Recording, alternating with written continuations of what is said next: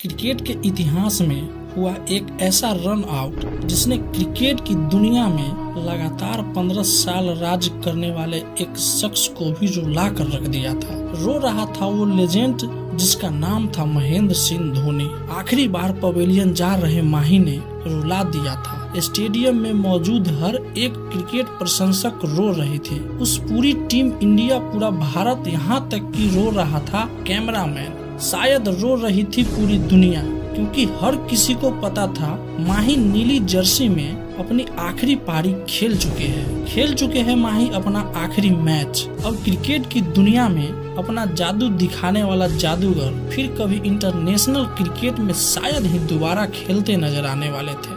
उस एक दिन सेमीफाइनल में मिली हार ने जितना हमें रुलाया था ना, शायद उससे भी ज्यादा इस बात ने हमें अंदर से हमें तोड़ कर रख दिया था कि माही को वर्ल्ड कप ट्रॉफी के साथ विदाई अब शायद कभी नसीब नहीं होंगे।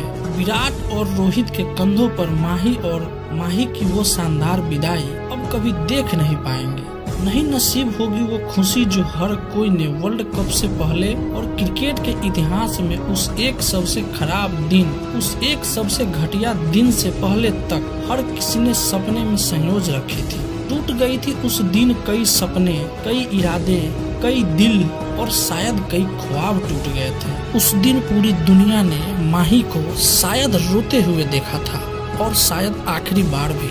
आज कहानी एक ऐसी विदाई की जिसकी असल में कभी किसी ने उम्मीद भी नहीं की होगी, जिसके बारे में किसी ने सपनों में भी नहीं सोचा होगा, जिसे मैं भी सुनाना नहीं चाहता, लेकिन फिर भी कई बार अपने दर्द को बयां कर देने में, अपने दर्द को आप लोगों के साथ बांट लेने से मेरा दर्द भी हल्का हो जाएगा। उम्मीद है हर किसी की आंखों में आंसू होंगे इस कहानी को सुनने के बाद, इस एक कहानी को, दास्ता को सुनने के बाद, क्योंकि माही की उस दर्दनाक विदाई की कहानी शुरू से शुरू होगी, मेरी अंदाज में और मेरी आवाज में। तो चलिए शुरू करते हैं। बात है वर्ल्ड कप 2019 की। भारतीय टीम ने पूरे वर्ल्ड कप में शानदार प्रदर्शन करते हुए अपने 9 लीग मैचों में से 7 लीग मैच जीतकर 10 टीमों के बीच में वो इस टूर्नामेंट के पॉइंट्स टेबल में पहले स्थान पर थी।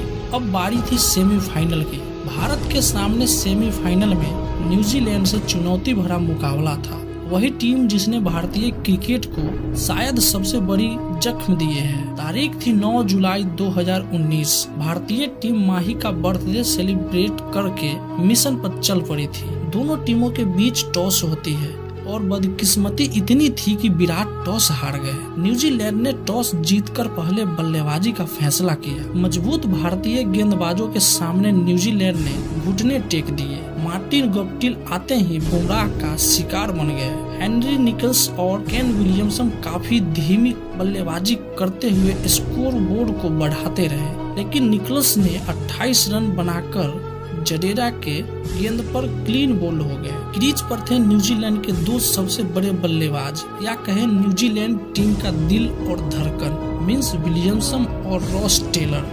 दोनों ने मिलकर तीसरे विकेट के लिए 65 रन जोड़ डाले, लेकिन तभी विलियमसन चतुर चहल के फिरकी में फंस गए और 95 गेंदों में 67 रन बनाकर विलियमसन आउट हो गए। ये रन काफी धीमी लग सकती है, लेकिन उस दिन पिच को कोई रीड कर पाया था तो वो थे विलियमसन। उन्हें पता था सेमीफाइनल जैसे बड़ा मुकाबलों में लड़ने के लिए एक रिस्पेक्टेबल स्कोर काफी होता है। खैर 35 ओवर तक न्यूजीलैंड ने सिर्फ 134 रन ही बना पाई थी, लेकिन रॉस टेलर ने पारी को बिखरने नहीं दिया। कॉलिन डी ग्रैंड होम के साथ टेलर ने छोटी छोटी पार्टनरशिप करके टेलर ने 200 रन तक पहुंचा दिया, लेकिन 200 के स्कोर पर ही डी ग्रैंड होम ने आउट हो गए। सब कुछ भारत के हिसाब से ही चल रहा था, लेकिन तब उस वक्त किस्मत करवट लेती है भारतीय टीम की परफॉर्मेंस में। पारी की 47वें ओवर में बारिश आ गई और मैच को वहीं पर रोकना पड़ गया, और मैच अगले दिन यानी रिजर्व डे तक जा पहुंचा। लेकिन अब मैच स्टार्ट हुआ तो न्यूजीलैंड को खेलने थे सिर्फ 3 ओवर, लेकिन भारतीय टीम को खेलने थे पूरे 50 ओवर्स। भारत के खिलाफ उस पिच पर न्यूजीलैंड के तेज गेंदबाजों को मदद मिलनी तो तय थी स्विंग और सीम गेंदबाजों को मदद मिलना, और आउटफील्ड भी काफी धीमा हो चुकी थी। भारत के साथ जो कुछ भी गलत हो सकता था वो सब कुछ हुआ। टेलर ने शानदार 74 रन बनाकर न्यूजीलैंड को एक फाइटिंग टोटल तक पहुंचा दिया। भारत को फाइनल के टिकट लेने के लिए न्यूजीलैंड से सीधे 240 रन का लड़ाई लड़नी थी। विलियमसन को हर गेंदबाजों के खिलाफ रणनीति बनाने का मौका मिल गया था। एक बैट्समैन की तौर पर जितना आप अपने बैटिंग के बारे में सोचेंगे उतना ही बैटिंग मुश्किल होती चली जाती है। इंडियन बैट्समैन के साथ भी यही हुआ। एक छोटे टारगेट को भारतीय बल्लेबाजों ने इतना कॉम्प्लिकेटेड बना बैठे, न्यूजीलैंड के गेंदबाजों ने भारतीय बल्लेबाजों पर धावा बोल दिया। भारत का टॉप ऑर्डर और जो पूरे टूर्नामेंट में टॉप की परफॉर्मेंस कर रही थी वो बुरी तरीके से फेल हो गया। रोहित, विराट और राहुल तीनों एक एक रन बनाकर आउट हो गए। भारत सिर्फ 5 रन के अंदर ही 3 सबसे बड़े विकेट गवा बैठे थे। लेकिन तब भारतीय मैनेजमेंट की तरफ से सबसे कंट्रोवर्शियल डिसीजन लिया गया और वो था धोनी को बेंच पर बैठाकर पहले जिनके पास अनुभव नहीं था, ऋषभ पंत और दिनेश कार्तिक को बल्लेबाजी के लिए भेजा गया। इतने बड़े स्टेज पर जब धोनी को सबसे बड़ा जरूरत था उस वक्त उसे मैदान में नहीं जाने दिया गया। वो बंदा अपने दम पे वर्ल्ड कप फाइनल जिताया हो, आज अपने बल्लेबाजी का इंतजार कर रहा था। माही बेंच पे बैठ के अपना और अपना देश का सपना टूटते देख रहे थे। रोहित का सपना भी, जिसने पूरे वर्ल्ड कप में जबरदस्त तरीके से प्रदर्शन करके भारत को यहाँ तक लाया था। इस डिसीजन के पीछे कौन था मुझे नहीं पता, पर जिनका भी डिसीजन था बहुत गलत था। डीके हमेशा की तरह अच्छा खेलते हुए एक गलत शॉट खेल देते हैं। निशम ने एक हाथ से कैच पकड़कर भारत को चौथा झटका देते हैं। भारत 24 रन पे 4 विकेट गवा बैठा। लेकिन इतनी बुरी परिस्थितियों में भी संकट मोचन धोनी बल्लेबाजी करने नहीं आए। बल्लेबाजी के लिए आए हार्दिक पांड्या। हार्दिक और ऋषभ ने स्कोर को आगे बढ़ाया और जब बारी आई खुल के खेलने की तो ऋषभ और हार्दिक दोनों चलते बने। नंबर 7 पर बल्लेबाजी करने आए महेंद्र सिंह धोनी साथ में साथ देने के लिए खड़े थे उन्हीं के शिष्य सर रविंद्र जडेजा। भारतीय टीम 30 ओवर में 92 रन की स्कोर पे 6 विकेट गवा चुकी थी भारतीय टीम इस मैच से पकड़, और शायद गवा चुकी थी भारतीय टीम लोगों की भरोसा। 20 ओवर्स में भारतीय टीम को 148 रन बनाने थे और क्रीज पर आखिरी उम्मीद बैटिंग कर रही थी। अब माही ने जडेजा को काउंटर अटैक करने को कह दिया, क्योंकि माही को भी पता था एक छोर से रन्स बनाना बेहद जरूरी है। फिर क्या, जड्डू ने खतरनाक नजर आ रही बॉलिंग पर धावा बोल दिया। न्यूजीलैंड के टीम ने सदमे में आ गई। उन्हें समझ ही नहीं आया कि वो जो काम भारत के बड़े बल्लेबाज नहीं कर पाया वो जडेजा इतनी आसानी से कैसे कर रहे हैं। एक के बाद एक शॉट लगाना शुरू कर दिए। हर क्रिकेट फैंस आश्चर्यचकित रह गया। जड्डू ने इस मैच को सेमीफाइनल की तरह न खेलते हुए एक साधारण मैच की तरह खेलना शुरू कर दिया। जडेजा ने मैच का रुख मोड़ दिया। माही और जड्डू ने ऐसी खेल खेलना शुरू कर दिया जो विलियमसन को समझ ही नहीं आ रहा था। जड्डू ने माही के साथ मिलकर 116 रन जोड़े, जिसमें जड्डू ने यादगार 77 रन बनाए और वो भी सिर्फ 59 गेंदों में, जिसमें 4 चौके और 4 छक्के शामिल था, जिसमें माही ने इस पार्टनरशिप में 36 रन जोड़ डाले। भारत की उम्मीदें एक बार फिर से जाग उठी थी।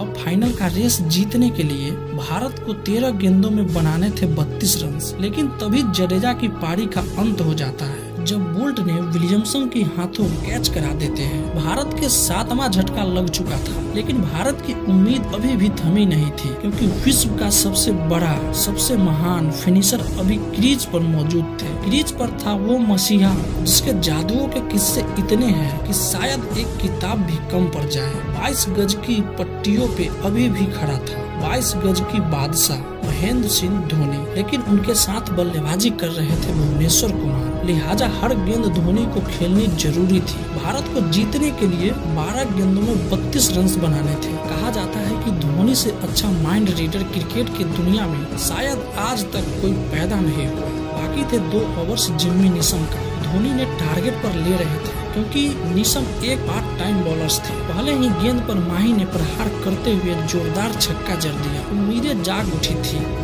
थी मैनचेस्टर की हजारों लोगों की उम्मीदें। टीवी पर देख रहा था हर फैंस की उम्मीदें जाग उठी थी। लेकिन फिर माही की तरफ तेज बाउंसर मारा। यह गेंद सीधा माही के ग्लव्स पर जा लगा। थोड़ी देर के लिए माही रुके, लेकिन फिर माही 2 रन के लिए भाग चले, क्योंकि माही 1 रन अफोर्ड नहीं कर सकते थे। माही की मजबूरी थी 2 रन भागना। फिर क्या, माही दौड़ पड़े उन 2 रनों के लिए।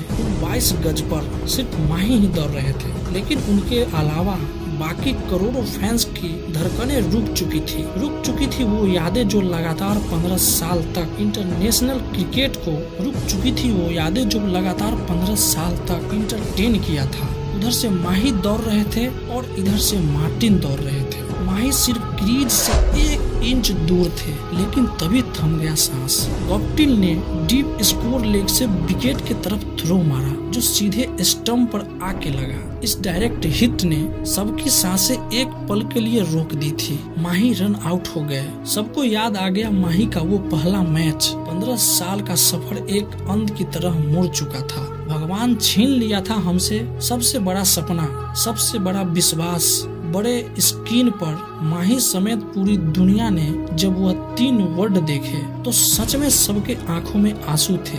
सबके आंखें नम हो चुकी थी। माही को इस तरह रोते हुए जाना कोई भी देखना नहीं चाहता था। धोनी ने अपने हाथ में लगे चोट को छिपाते पवेलियन की तरफ चल पड़े थे। माही हमारा साथ छोड़कर आखिरी बार इंटरनेशनल क्रिकेट के स्टेज पूरा म्यूजिशियन रोने लगे थे। पूरा क्राउड अपने कदमों में था और माही अपनी धीरे धीरे कदमों से अपनी आखिरी वॉक पे चल पड़े थे। ट्रिब्यूट था उस बंदे के लिए जो क्रिकेट के लिए क्या कुछ नहीं किया था। खैर, भारत वो सेमीफाइनल हार गया। यह माही की कैरियर का आखिरी इंटरनेशनल मैच साबित हुए। 0 से शुरू हुआ और 0 पे खत्म हो गया। माही की इस वीडियो पर 1 लाइक तो बनता है, और कमेंट में बताइएगा कैसा लगा ये माही का वीडियो। और इस चैनल पर नए हैं तो चैनल को सब्सक्राइब जरूर कीजिएगा, क्योंकि हम इसी तरह के वीडियोज लाते रहते हैं। जय हिंद।